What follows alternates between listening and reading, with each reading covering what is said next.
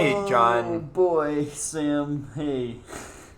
Hi, Hey, what's up? buddy, old pal. How are you? I'm good. Hey, I'm good. It's Mondays, am I right?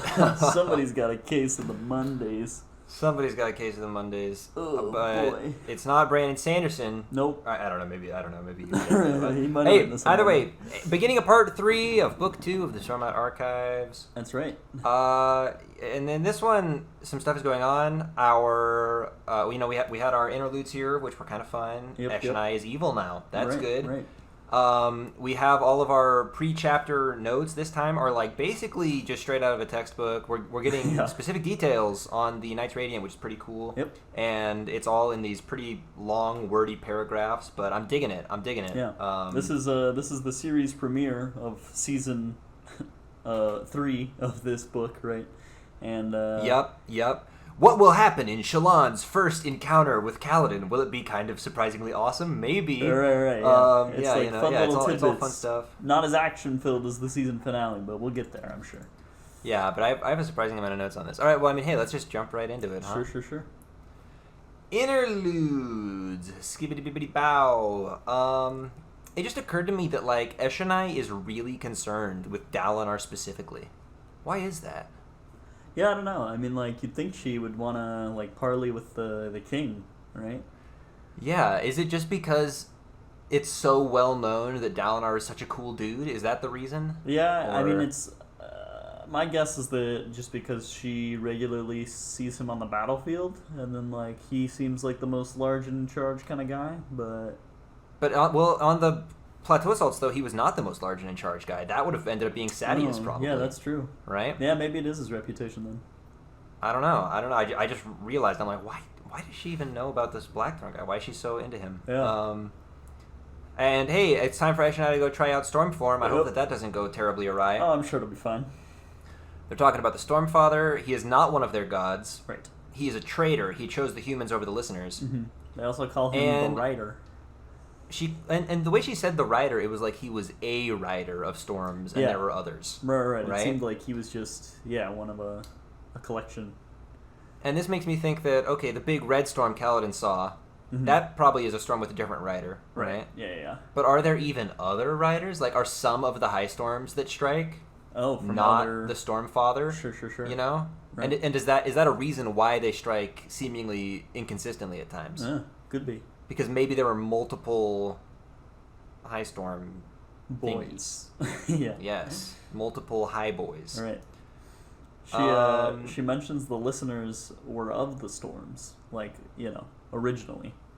Right? Mhm, Which, mhm. I mean, we, like, kind of makes sense given that they go out there and get their forms and stuff, but more Parshendi mystery history. And also, ooh, I like that rhyme. Thank you. Also, that wearing shard plate interferes with the transformation. Yep. Probably not important. Probably just a little flavorful tidbit. It's But like who knows? It's like in Hamilton where he's singing and she's like, named her feral tomcat after him, and then he's like, that's true, and you're like, that's Lin-Manuel Miranda just saying, like, here, fun fact for you. Yeah, Similar thing happening here. that's exactly the parallel. It's my parallel of choice that you just drew. Yeah. Also, Eshonai she's anger spren were all getting out. She was like, oh, almost immediately she was like, I actually don't want to do this transformation. Yeah, she was like, this is sketch. But alas, it was too late, Yeah, and she she tries to transformed. take it Whoopsie back, daisy. and the Stormfather was like, I thought this day might come. Sorry, but here we go. In the next interlude, it's Zyle, and he's a grumpy, sleepy boy. Yep. This is just after the assassination attempt on the king. Kaladin bops on over and says, hey, I want you to teach me how to fight shardbearers after all. And Zahel's like, no, ask me in the morning and I'll say yes. And Kaladin's like, all right. Yeah, that's fair. And he used to hear voices? Yes, he expected a voice to speak in his mind as he drifted off. Of course, there wasn't one. Hadn't been one in years. All right. Uh, This seemed like a very kind of like throwaway chapter until that point, and I was like, okay, this was the nugget I came for. Well, and also Zyle has another kind of throwaway line about how he can sense Syl. Oh, yeah. He was like it was that kid who always had that spren around him, right? But Syl stays invisible to people the vast majority of the time, does she not? Yeah, unless she wants them to see her. So why can Xyle always sense her? Yeah, and yeah, I mean, the only voices we've been having people hear in their minds have been Spren that they're bound to, right? Mm-hmm. So was Xyle... Did he My used to have theory a- right now, Xyle, maybe he had a Spren and he was going to do a Radiant stuff and then he killed his Spren. Yeah. Just like Seems we kind of like keep hearing about. Yeah. People killing their Spren is kind of a big, hot thing, isn't it? Right. That was kind of my theory as well. Yeah, so I'm kind of nervous about that. Oh man, what if Xyle has like a really tragic backstory? Yeah. You know, He's just like became an important character so much faster than I thought he would. yeah, he just kind of popped up out of nowhere. Yeah, he's ramping up into it. Maybe by book 3, he'll be the main character, and Kaladin and Shallan will be dead. Yeah. That's knows? really Brando Sando's style. That's exactly the sort of thing he always does. Yeah. And all right, next interlude. Hey, Talonel Elin. Mm-hmm. The Herald. He's in the spooky Mormon hell dream right now. Oh no, he's insane. Yeah. Whoopsie daisy. Yeah. Bummer. He's trying to tell them how to survive the desolation. He's spitting out all these ideas of how they can do that. He talks about casting, like soul casting metal or something, and he's misguided. He's like, we will teach you how to forge bronze. The stone tools you have now will not be sufficient. And it's like, dude, we're a ways past. Yeah, stone we're tools. well past that. Yeah. Yeah. So I guess that what this makes me think is that the heralds were in this loop, coming back and preparing people for the desolations and whatnot, right? Mm-hmm. So I guess desolations. I think we have confirmation they did used to happen, like pretty frequently, Yeah. right? Mm-hmm. And now the fact that there's been such a long break since the last desolation is why people call it the last desolation. They assume that it was the final one, right? Mm-hmm. So I guess that they were frequent enough that by the time the heralds popped into prepare for the next desolation, they were only at stone tools. Like society had just like barely figured started stuff developing. We're talking like hunter gatherers up in Right, here, yeah. dude. Like nothing. Like, holy moly. Meanwhile, so wow, I guess the heralds really had their work cut out for them. Yeah, and he's he's all talking about how they need to prepare them, and other heralds are doing their own thing, getting stuff ready. But those heralds, they checked out. They're gone, as we know. Yep. Also, Wit, after doing a really funny thing, you'll have to read the book to find out about him. He vanished into the hills, apparently. Mm-hmm. So Wit is disappeared somewhere. He had bigger stuff to attend to. We saw at the very end of the last book that he was like there. He, went and visited town, but then he just went to do something probably really important that we'll learn about later. Yeah. And the last important thing is he's got an honor blade. Yeah, he's got an honor blade. Town does. Right. And now it's in the possession of Dalinar. Yes, and they just assume it's a shard blade that he picked up but didn't have time to bond to, and that's why it's not disappearing. Unbeknownst to them that it is in fact an honor blade. So, who's gonna wield that? Who's gonna be the next Zeth, but for the good guys, perhaps? Who's to say?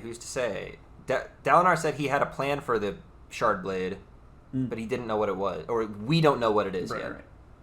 Right.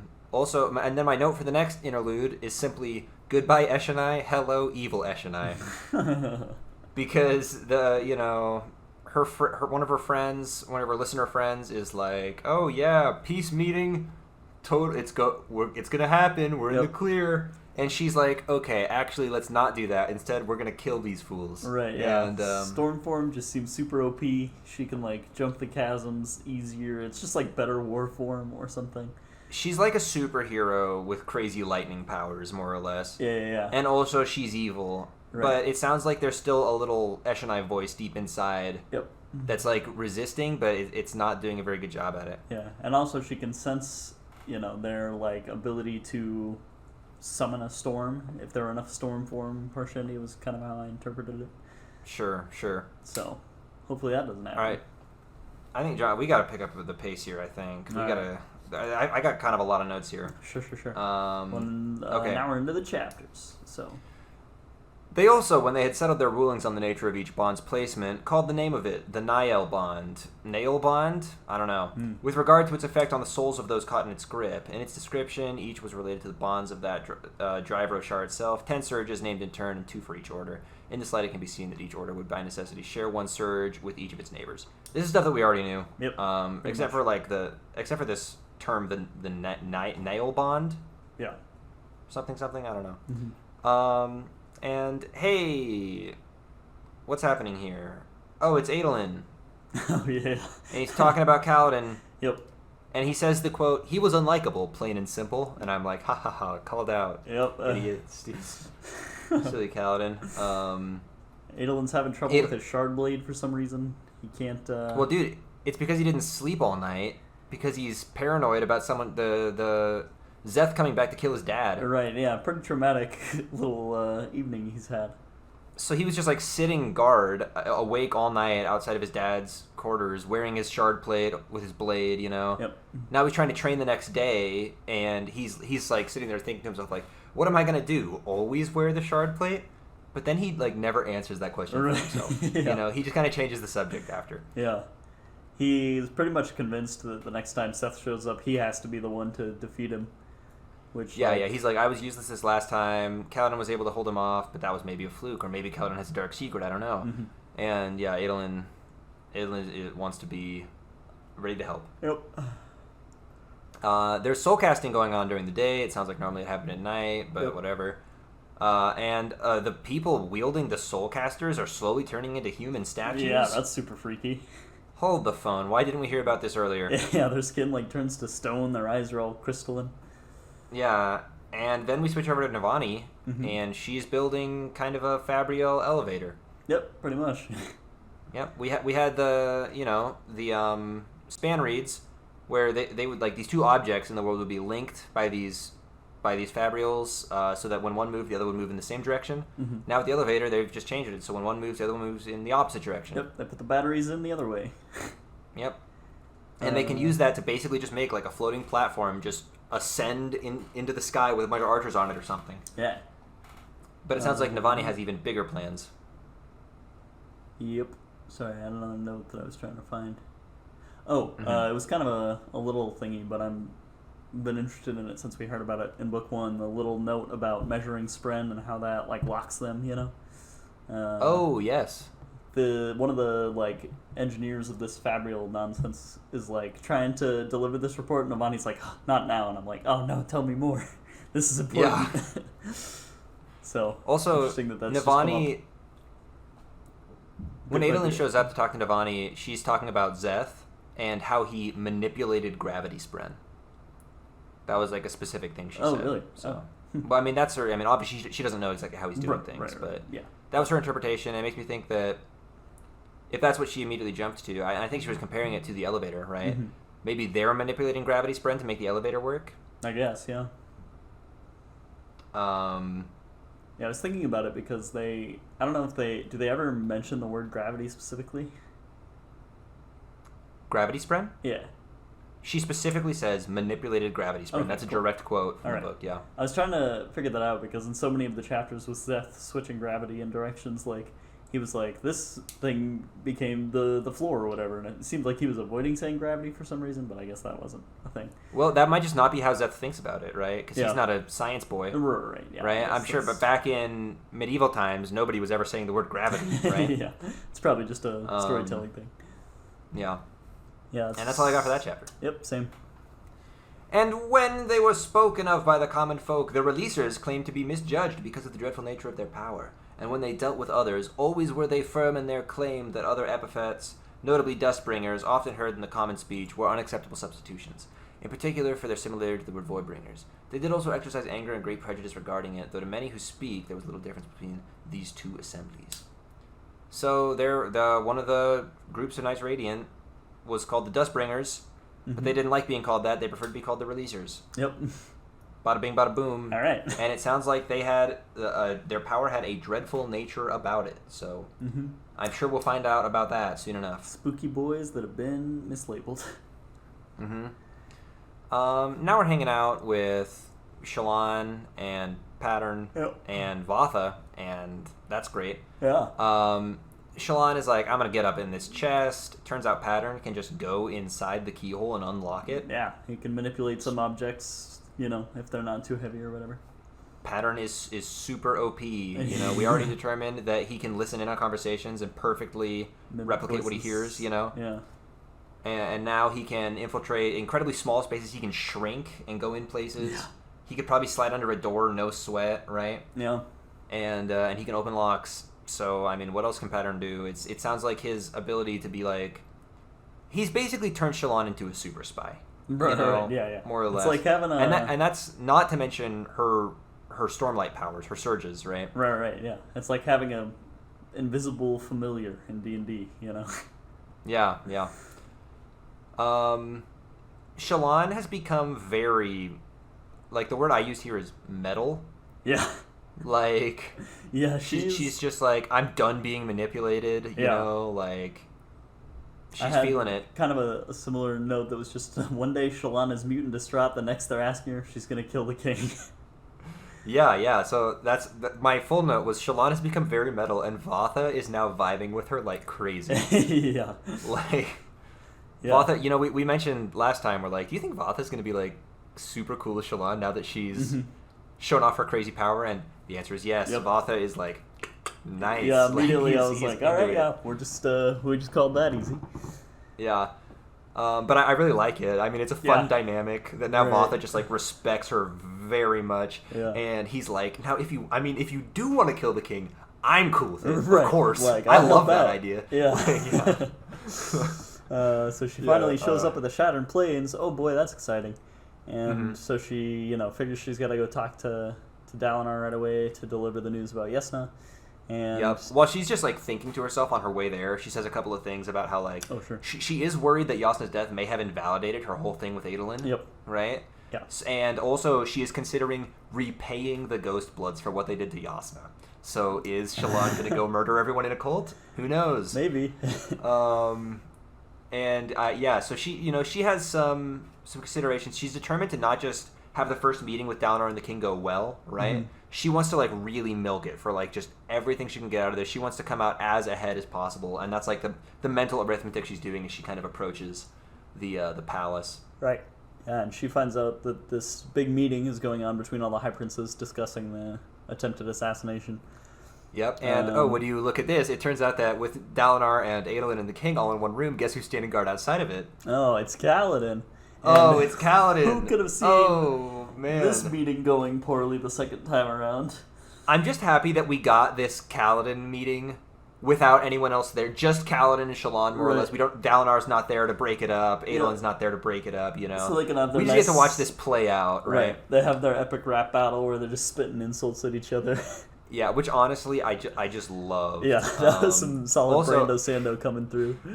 When they were first entering the palace, before they got to Kaladin, they were passing some palace guards, right? Mm-hmm. And Vatha turns around at them. He's like, "You don't recognize Brightness Devar, causal betrothed of Adolin Kholin?" And the guards are like, "Oh, sorry." And then as they're walking away, you just hear them mutter to each other, "Never can keep track of that man's women." And I was like, Adolin. Yeah, you idiot. Just a fun little flavorful chapter. And one of the people Shallan brought with her, it was Vatha and Gaz, right? Oh, right, yep. And I say, man, Shallan just has really bad luck with Kaladin, right? Yeah, they really got off first on the worst foot. She pulled the Horn Eater stunt, and now she happened to bring Gaz along as one of her guys, who's like the one person in her entire retinue that Kaladin would be like, oh, that's a red flag, right? And like all of Kaladin's guards immediately like grab Gaz, and he's like, well, this was to be expected. And it's pretty much. They have this awesome insult match back and forth where they're both just getting flustered. They're both being really petty and just immature. They both lose their temper. Yeah.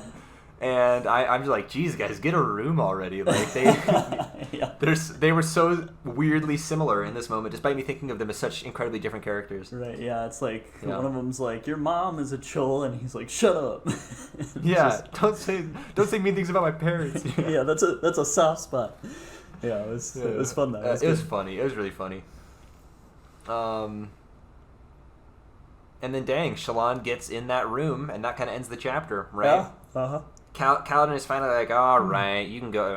I obviously hate you, but whatever. Get in there. He goes in and makes sure that she's good to enter, and then she does. Yeah, because even though Kaladin is being kind of rude and petty, he is a really earnest, honest dude, right? Yeah, he's got a duty, and this is part of it. Yeah. Shallan says, show this to Navani, and he says, all right, fair enough. Yep. Okay. Now, as each order was thus matched to the nature and temperament of the herald it named patron, There was none more archetypal of this than the Stonewards, who followed after Talenalot Elin, our good buddy Town, Crazy Man, Yep. Stone Sinew, Herald of War. They thought it a point of virtue to exemplify resolve, strength, and dependability. Alas, they took less care for imprudent practice of their stubbornness, even in the face of proven error. So, I mean, this is straight up a... there's a personality quiz you can do right now on Brandon Sanderson's website to determine which order of Radiance you would be in, right? And I feel like this is like the sort of thing you would just read when it's like telling you, like, you get placed as a Stone Ward, and now you're reading it and it's like, oh man, yeah, resolve, strength. If you're a Stone Ward, you have great resolve, strength, and dependability. But you might be stubborn and still stick to your beliefs even when you're proven wrong. Right, and somebody's sitting in their bed reading this on their phone. They're like, "That is so me. How do they know?" Exactly. It just reads like that, you know. Yeah, it does. Yeah. And what this makes me wish is that we knew more about the other heralds, right? Yeah. Well, our friend sent us that quiz about the which order are you or whatever, and I didn't take it because I don't know enough about it yet, so I was just like, I'll do it eventually, but I want to, organically, like, discover more about these first. Sure. I did take it, but I don't remember my result. Well, if I read through them, I could tell you. I don't know. It was fun, though. Fun little quiz. I'm sure we'll do that, in the future once we are a little further along, maybe. Could be a fun thing to do. Yeah. Okay, in this one, we're just looking at Adolin's perspective, right? Yep. Adolin is up in the room. He is first setting up a duel, then getting kind of riled up by Sadius, and then, Amaram comes over and he's like, "But don't let him get to you, please." And Adolin's, "Amaram, why do you not go to my papa's camp?" Yeah. That's how Adolin talks. Is that not how you've always thought of his voice? Oh, yeah, no. Because I swear, that's exactly how Kramer does it. Yeah.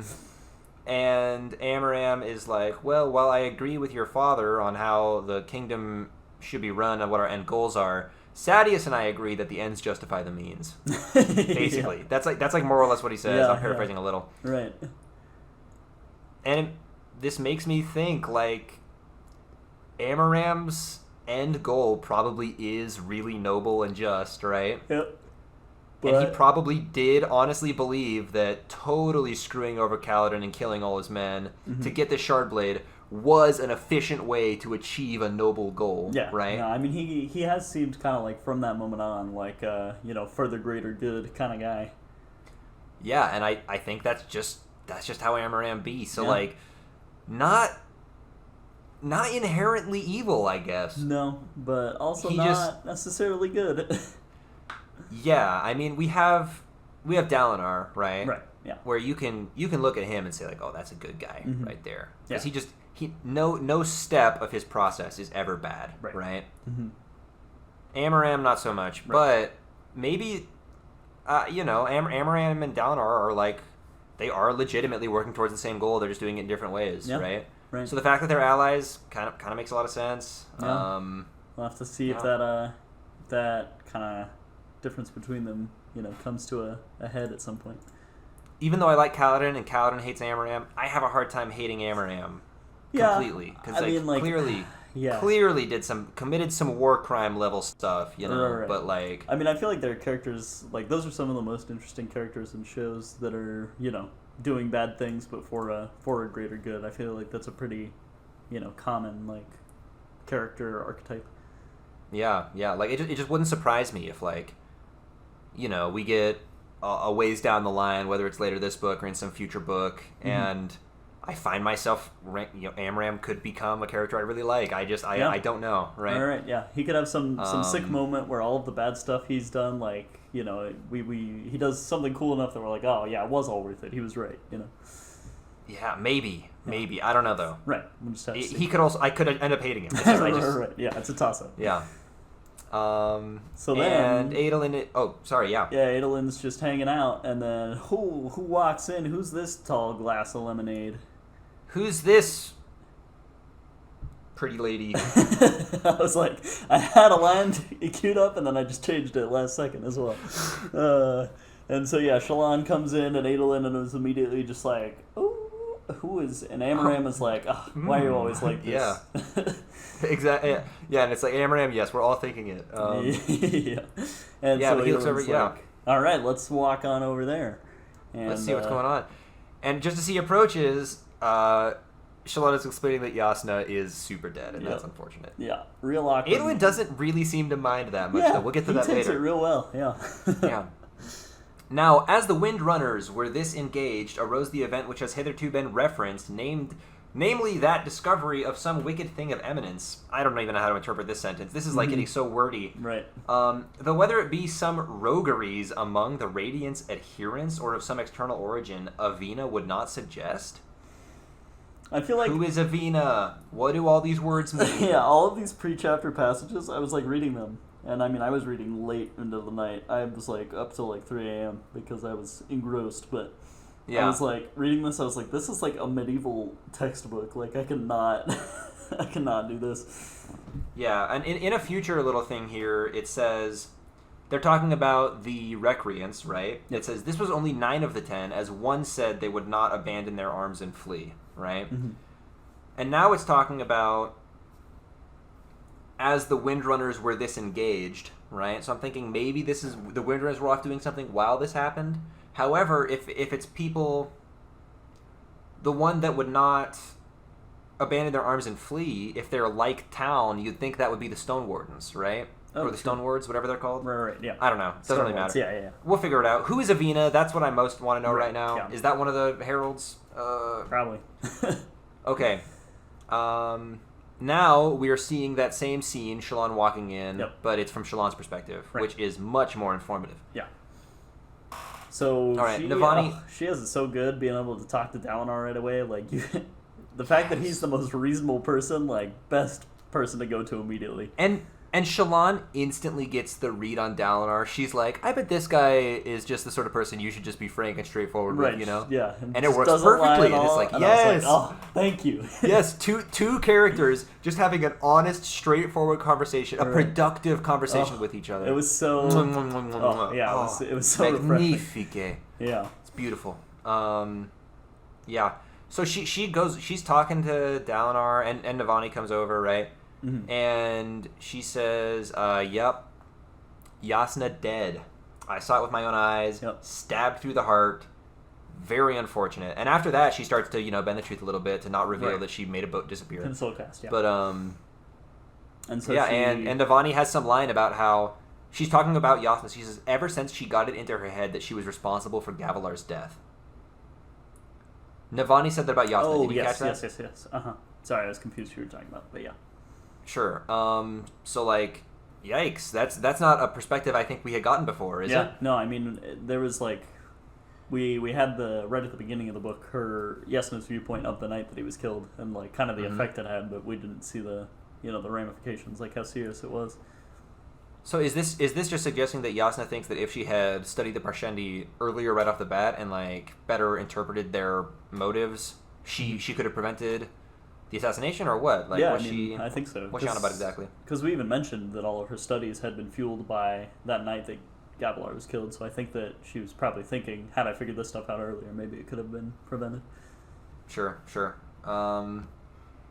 Also, Shallan is just like, oh yeah, those guys out there, probably deserters, but they did help me out. Would you mind pardoning all of them? And Dalinar's like, sure thing, no sweat. And I'm like, wow. That was really easy. Yeah. Right. Yeah. That was played in like 3 sentences. She was like, "All right, one thing dealt with." I was like, "Oh, all right, sick." Yeah. Hot dog. And then Shallan sees Adolin, and she's like, "Ooh." And then they have a very hello there, big boy. Right. Yeah. They have a little flirty conversation, and like Shallan's being super awkward, which is not really like her, and then. Yeah, exactly. My line is like, oh my god, Shallan just got so dumb. Yeah. Like, it was just like her first 2 lines of dialogue to Adolin were just like, I like your hair. Like, she just couldn't think of anything to say. It was. She just has her, like, rom-com ditzy TM moment, Luckily for her, Adolin is into that. He's so easy to please. Yeah. So... Right. It works fine. He's like, hey, I don't know about this whole betrothal thing. We'll take a walk, see what we think about it. Let me get you some wine, baby girl. Yeah, and this is the part where Shallan is just like, all right, just be frank and straightforward. Dalinar is like, yeah, so why are you? I don't remember how exactly it came up, but she's like, my family is destitute for some reason or other. She says that, right? Yep. Just being totally honest. And does she even tell him like my father is dead? I think she does. Stuff like that. I'm pretty sure she just laid it all out there. And he's like, so what exactly are you bringing to this relationship then? If if your opening line is my family is destitute. Yeah. And she's like, well, Yeston took me as a reward, so she clearly saw value in me. Maybe you will as well. And he's like, fair enough. All right, cool beans. Yeah. He was like, I'll make you a nice low level thing. Maybe you'll rise through the ranks. We'll see how it shakes out. And Shallan's like, well, actually, I think we could. And then somebody's like, can we get this meeting back going, everybody? And Dalinar's like, hold that thought. Yep, and then we get a little bit of a rundown on many of the High Princes, and these are names that we've heard here and there throughout this book and the last one, but that I've never really taken note of this stuff, right? Right. But now with all of them sitting in a room and us getting factions and whatnot, I'm starting to think that this whole book might start to get a lot more political really soon, and maybe we should actually take note of who's where High Prince wise. Who's who, yeah. So we have a couple of factions, right? We have first off Team Dalinar. Which I think is kind of just Dalinar and the King, right? Pretty much, Was that accurate? Yeah, more or less. And then we have Team Sadeas, which includes Aladar, who's powerful and fond of taking risks, as well as Ruthar, who Yasna's notes said that Ruthar and his wife are just thieves. They're dangerous. They're opportunistic, right? And then that's Team Sadeas. Those three. Yep. And then there's another group of presumably 5, right? Right. Because we have 1, 3, there's one more that's not in this faction. So these 5 in the middle are led by Hatham, High Prince Hatham, who is the most he's very politically apt, it sounds. Yeah, he's he's trying to keep the peace basically between everybody. And Royan and Vama are also in there. Royan was noted as being a coward. Yep. And that's 7 we've mentioned, right? Yeah. And there are 2 that I'm just missing. I just don't know who they are. Yeah. And then there's also Sabarial. And Sabarial, it's like... just the absolute wild card. I don't know if I want to call him Switzerland. Right. He's like Switzerland if Switzerland were populated by criminals. I don't know how to... it's like... He's yeah, he's like Switzerland, but a lot less classy. Yeah, he's just like... He's profane. He's not politically minded at all. Right. He reminds me a lot of the king from Mistborn. You remember that king they end up teaming up with? Oh, jeez. He's just very... Yeah. I don't remember. I don't remember it well enough to describe exactly what I'm talking about. But okay. There was a guy who had a similar sort of vibe in that book, I want to say. Sure. All right, either way. Yeah. Sabarial, in Yasna's notes on Sabarial, he is, and I quote, useless. Yeah. So. Yeah. And who's the best person to ally yourself with? Right. It's easy. Anyone can see. Right. The useless guy. So Shallan sort of heeds Tin's advice that she shouldn't be beholden to Dalinar while being betrothed in the same way, because he can just kind of keep her under his thumb pretty easily that way. So during this meeting, she just makes a crazy gamble with the most powerful people in the world. She's like, oh yeah, Sabarial, however you say his name, has already made me an offer. He's my uncle once removed. Yeah, he's attached to my family in a really vague way. Don't worry about it. All right, he's offered me a place. He's gonna pay me a crap load of money every day, and so I'm gonna stay there. And I wouldn't want to be in the same place as my betrothed. That would be inappropriate. That would be inappropriate, of course. Yeah. And Sabarial is like, what? Yep. Yes. Yeah, that is what's going. And they goof a little. I don't know. So then she walks over there, and he's like, that was really silly that you did, but all right, yeah, whatever. Yeah, hey, it sounds like fun. I don't know. Either way, yeah, so Shallan, her reasoning for doing that was that she kind of wanted to remove herself from the politics, and it seemed like he was a good kind of non-political person. Kind of a man on the outside a little bit. Yeah. And this way she doesn't have to be, just kind of file and rank wherever Dalinar was going to put her. Yeah, so, Sabarial, a character I'm not sure we've ever even heard his name before, is suddenly kind of a deal because Shallan just picked him. Yeah, right. Yeah. Shallan has made him useful. Yeah. And then we get next chapter, if you're ready. Well, right at the end of that chapter, Dalinar is kind of just like spelling out the whole plan, of like ending the war, and if not, like he just kind of spills the beans to all the high princes. Yes, we will make peace, or we're gonna march into the middle of those plains and just kill them. Right. Yep. And it's just he starts with a really obscure metaphor that I won't go into, but it's funny because Sir says, "What in damnation's 11th name are you on about?" Which is just a very fun line. Yeah, that's nice. Brandon Sanderson does a really good job at creating curse words. Yeah. Or curse phrases, I guess, for whatever universe he's writing, whatever world. Right. Yeah. Like it's good world building, Domai, really solid. In Elantris, a Lord Ruler. Yeah, collects breath, like all this stuff, Yeah. Blood and Bloody Ashes was one of my favorites from Wheel of Time. Yeah. All right. And then, now next chapter, flashback. Bop, bop, bop. I actually found this flashback to be pretty uninteresting and non-informative. Yep. Don't know what to tell you. Dad is still angry. Mm-hmm. And now basically, some guy comes and suspects that maybe he murdered his wife, and he needs one of the kids to testify, but they're all too scared of Shallan's dad to do it. We learn Shallan's dad's name is Lyn. That's pretty much it. Yep. Helleran was going to testify, but then he vanished, apparently. Mm-hmm. And this guy who came to investigate has eyes of 2 different colors. He's got the heterochromia thing going on, and he is the High Prince's, the now dead High Prince's bastard son, right? So will this character come up again? Almost inevitably, because that was like the only thing we got out of this. Right, that's a very distinct chapter. Look to just be played off. Yep, and Shallan has kind of just recently started speaking again, and she's telling her brothers funny jokes, and they like that. Yeah, and this is, I guess, where her whole tendency to be witty developed. Was because her brothers were like, "Hey, I like that." Comes out of her shell a little bit.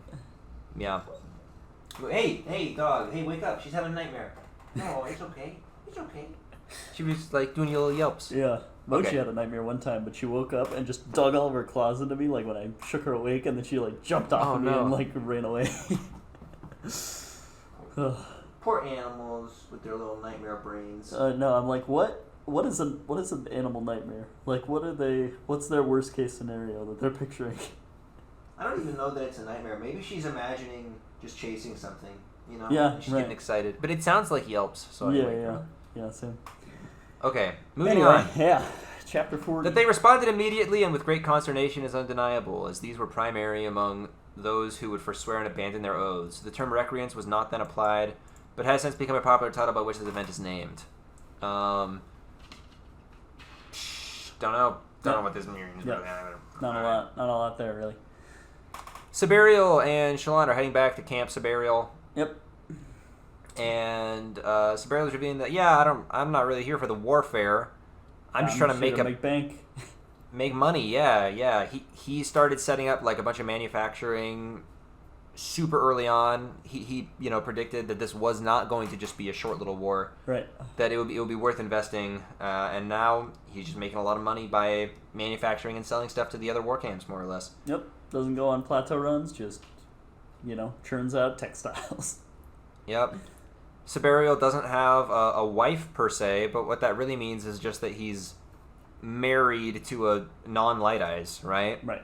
Like they basically, it seems like they basically would be married if that were a thing. Yeah. And so Pelona, I think is her name. Yep, Pelona, this Hardazian woman. Mm-hmm. And they have a fun relationship where they just both wisecrack each other nonstop, and Shallan's like, "Oh, hey, my people." Right, yeah, I fit right in. And so Pelona just makes her nice and comfy, gives her a room, and then Shallan's like, "Oh, finally, I don't have to worry about my safety," and takes a little nap. Yeah, and like my immediate opinion on these Sabariel and Paloma people are like, I trust them. They seem cool. Yeah, they seem fun. Like, I think Shallan landed with a good crowd. Yeah. Cool beans. Anything else on that chapter for you? Nope. Hey, me neither. This act of great villainy went beyond the impudence which had hitherto been ascribed to the orders. As the fighting was particularly intense at this time, many attributed this act to a sense of inherent betrayal, and after they withdrew, about 2,000 made assault upon them, destroying much of their membership. But this was only 9 of the 10, as one said they would not abandon their arms and flee, but instead entertain great subterfuge at the expense of the other 9. Okay. So there had already been some stuff with the Knights Radiant being kind of shifty. They were like charging people money to do stuff or whatever. I don't remember what it was. To get into your thru, was it, or something like that? Yeah, right. They were, They had been doing some stuff that was like a little dishonest, right. a little bit not so cool. Yeah. But now the fighting was particularly intense at this time, presumably against the Voidbringers in one of the Desolations, right? Mm-hmm. And at this point, the recreants happened. They all decided to lay down their arms. After they withdrew, about 2,000 made assault upon them. So after all of these Knights Radiants withdrew, people hunted them down and killed them, is the way I read that. Sure, yeah. Destroying much of the membership. Yeah. So they just But this was only... turned on them, really. Mm-hmm. Yeah. This was only 9 of the 10 orders, presumably, right? Yeah. As one said, they would not abandon their arms and free, and my guess is that was the Stone Wards, because Town was the herald that stuck around, right? Yeah, he's the 10th, yeah. But instead entertained great subterfuge at the expense of the other 9. When I read subterfuge, I think sabotage. Right. But I don't know. Are those words kind of synonymous? Yeah, that's what I think so, yeah.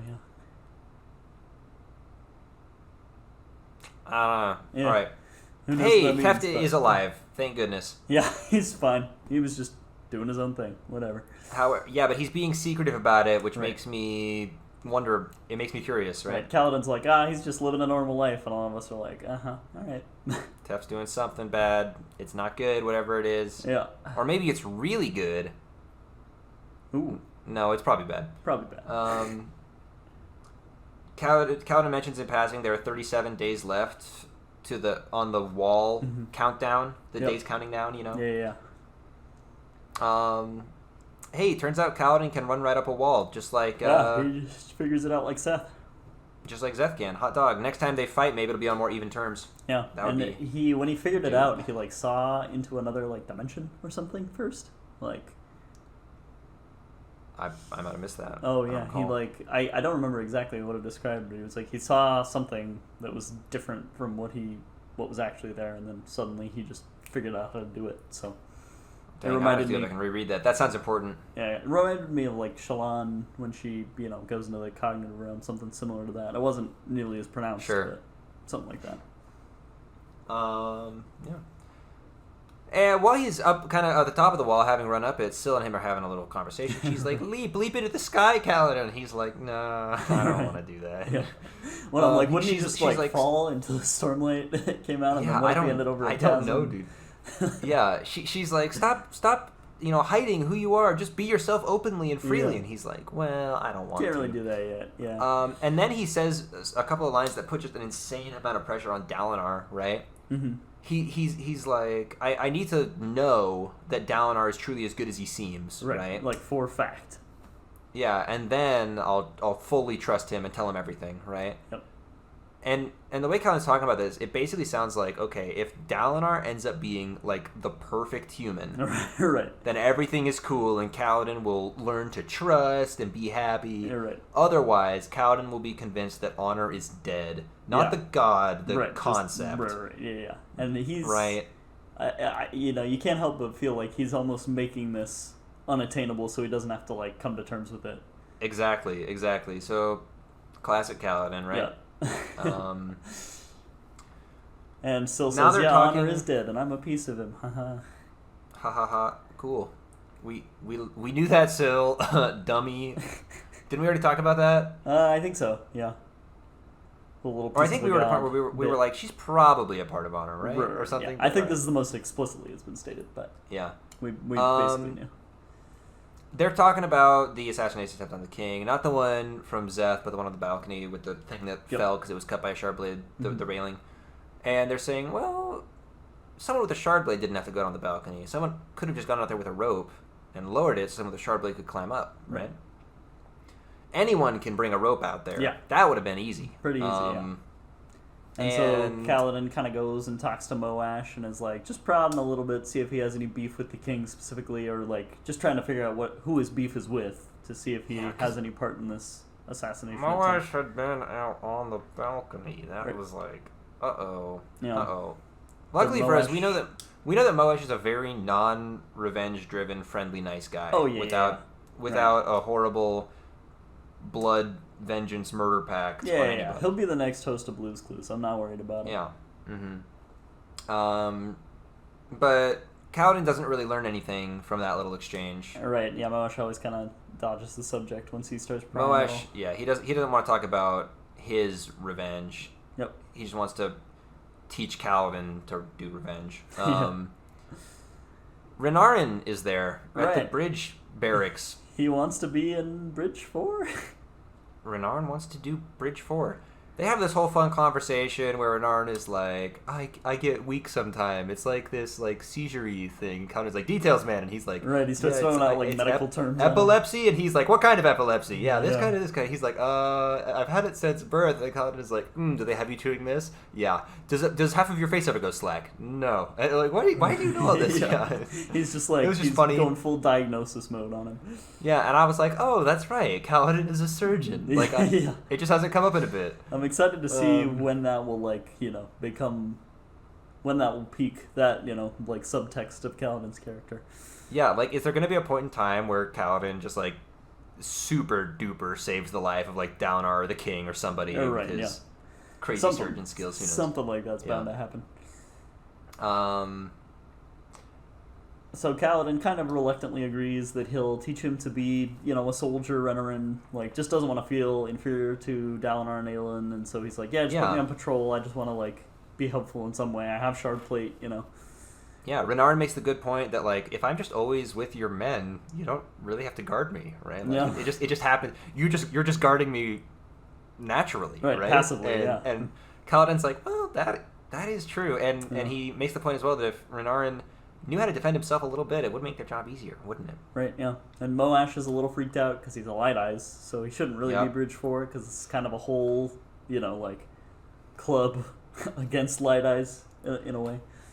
Moash is talking to Kaladin. He's like, so, we're going to kill Amaram or what? And Kaladin's like, I don't know. And Moash is like, nope, you have to kill him, probably in a duel. Otherwise, you're always going to feel kind of bad inside. And I'm like, whoa, Kaladin, do not take Moash's advice. Yep. I was surprised Kaladin was, like, kind of considering the other ways, because he said the same thing to Syl, and Syl was like, I don't really want you to do that. Yeah. And, it seemed like in that whole... personally do not want Kaladin to throw away everything by killing Amaram. But hey, that's just me. Because that's what, like Syl is saying. Like, she's asking him all these questions because we know that Kaladin is kind of killing Syl by not, doing his, radiant duty or whatever of protecting people. Yes. So killing Amaram would surely be like the final... That sounds a far cry. That does not sound like protecting people by a slow breeze or a high storm, or whatever that phrase is. I'm trying to do a book thing. Yeah. Okay, a bunch of other bridgemen are like, hey, Kaladin, we're going to go out on the town, have some fun. How's that sound? And Kaladin is like... I'm too edgy to Are you familiar with my character? Because that is not going to fly. Yeah. Kaladin stays behind. Yep. And hey, one chapter left. Yeah. But as for Ishi Elin, his was the part most important at their inception.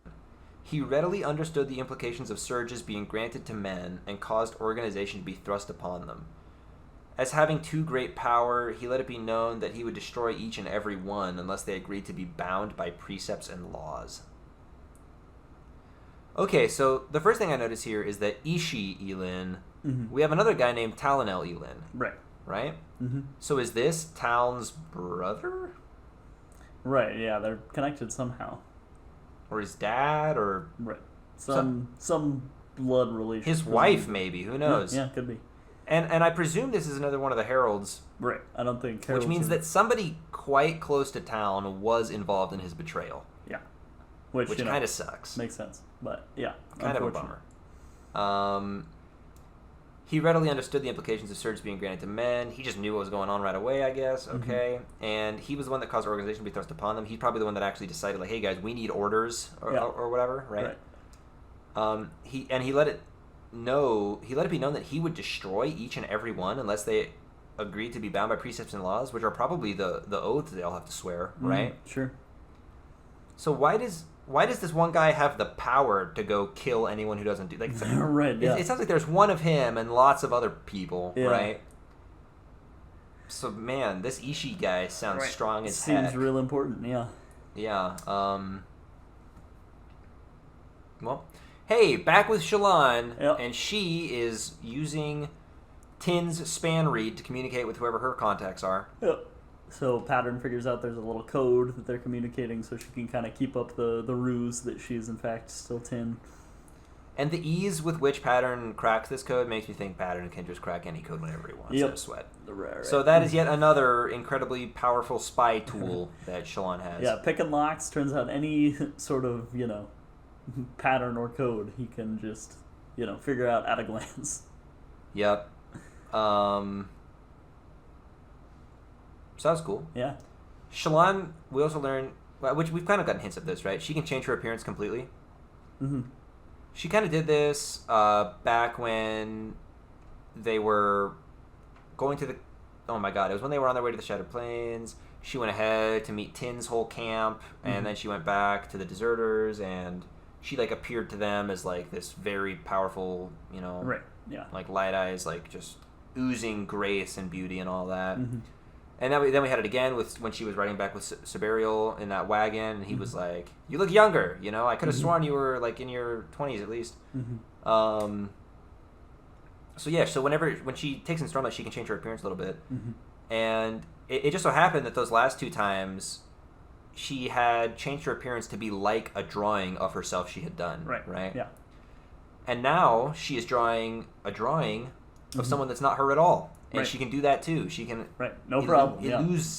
Illusorinate her whole person. Yeah. Just has to wear the matching outfit basically, and she's good to go. Yeah, but it does kind of seem like it has the limitation that she has to draw the person first. Right. Yeah. That definitely. So she can become anyone she's drawn, and she's luckily for her drawn kind of a lot of people. Yeah.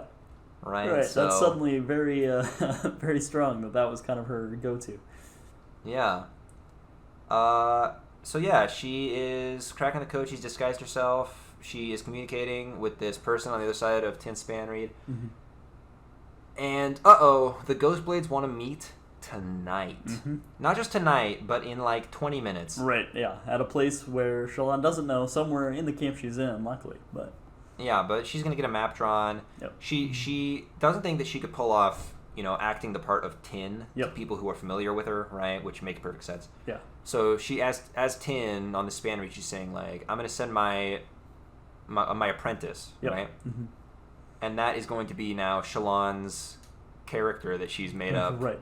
Where she looks like this other person. She even implicates herself in the note. She's like, the word of Yesna or whatever, betrayed me and all that. I'm not well, so this is why I have to send the apprentice and all that. So she kind of sets the story straight, and then just throws the lie right in at the end there.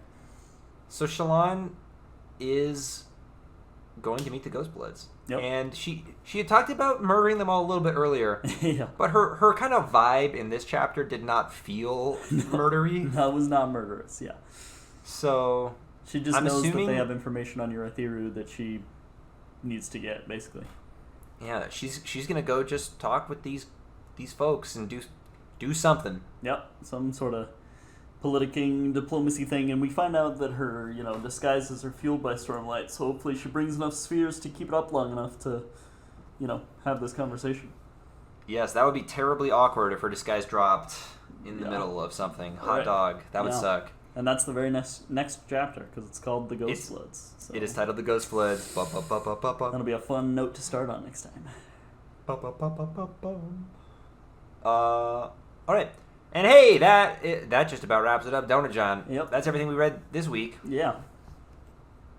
And now, it's time to move on to chapters 43 through 49. Okie dokie. This is a lot of Shallan coming up. Yeah, I bet. We have two flashbacks from Shallan, Oh, wow.